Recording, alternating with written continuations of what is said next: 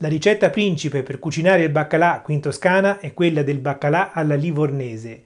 Se non l'hai mai provato, ti consiglio di seguire questo video perché scoprirai un piatto veramente straordinario. Ho comprato questi 4 pezzi di baccalà bagnato. Sono circa 1 chilo e serviranno per un 4 porzioni. Prima di cucinarli li terrò qualche altro giorno a mollo, in maniera da essere sicuro che si saranno dissalati bene. Infatti è importante capire la differenza fra il baccalà e lo stoccafisso. Sono entrambi merluzzo, tuttavia il baccalà è conservato sotto sale e quindi va dissalato. Lo stoccafisso invece è essiccato al sole e al vento e quindi va sostanzialmente reidratato.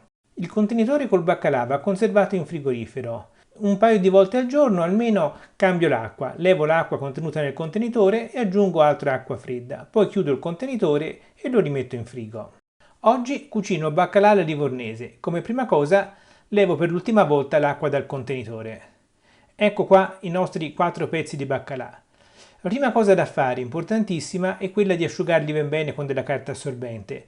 Visto che saranno molto bagnati servirà molta carta assorbente. Occorre asciugarli soprattutto dal lato della polpa. La parte della pelle si asciuga molto più facilmente perché la pelle è sostanzialmente impermeabile. A questo punto li taglio a dei tocchettini più o meno di queste dimensioni, ciascun tocchettino è 3-4 cm. Quando su un pezzo si sente che ci sono delle lische, come in questo caso, si leva il pezzo di baccalà con le lische. Ecco qua, questi sono i pezzi pronti per essere infarinati.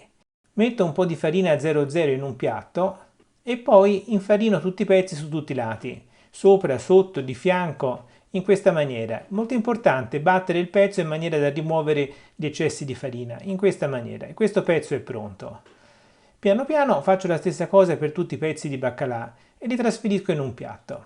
Ecco qua i pezzi di baccalà infarinati. Ho messo sul fuoco la padella più grande che ho e metto abbondante olio di oliva. L'olio d'oliva deve essere abbastanza abbondante, diciamo 2 o 3 mm di spessore almeno. Quando è arrivato in temperatura metto i vari pezzi di baccalà dal lato della pelle. A un certo punto mi accorgo che non c'entrano bene, li sposto, li aggiusto un pochino e così posso mettere tutti i pezzi di baccalà. Dopo un minuto, quando hanno cominciato a ingiallirsi dal lato della pelle, li rigiro e li tengo ancora circa un minuto. Poi nuovamente li giro e li lascio in posizione. A questo punto il baccalà non dovrà più essere toccato. Dopo circa un minuto aggiungo la polpa di pomodoro e poi trasferisco la padella su un fornello più piccolo perché dovrà cuocere più lentamente. Mentre lascio cuocere a fuoco moderato prendo 3 spicchi d'aglio, li schiaccio, poi levo la pelle e li trito grossolanamente. Prendo anche un po' di foglie di salvia, le pulisco dai gambi e poi trito tutto quanto insieme, salvia e aglio in maniera abbastanza fine. Sono passati 20 minuti da quando ho messo il pomodoro. A questo punto aggiungo in superficie il trito di salvia e aglio. Ecco qua. E adesso devo lasciar cuocere per altri 10 minuti. Nel frattempo assaggio per controllare se è giusto di sale. Infatti se ho dissalato bene il baccalà potrebbe essere necessario aggiungerne altro, ma forse no. Prendo anche un po' di prezzemolo che servirà per la decorazione finale e dopo 10 minuti spengo il fuoco, aggiungo il prezzemolo ed ecco qua, il nostro baccalà alla livornese è pronto. Prendo un pezzo di baccalà, lo metto in un piatto dove ci sono già alcune patate lesse, un altro pezzo, un po' di prezzemolo, condisco le patate lesse ed ecco qua. Questo è un piatto veramente fantastico, di un sapore strepitoso, un profumo incredibile e soltanto da provare.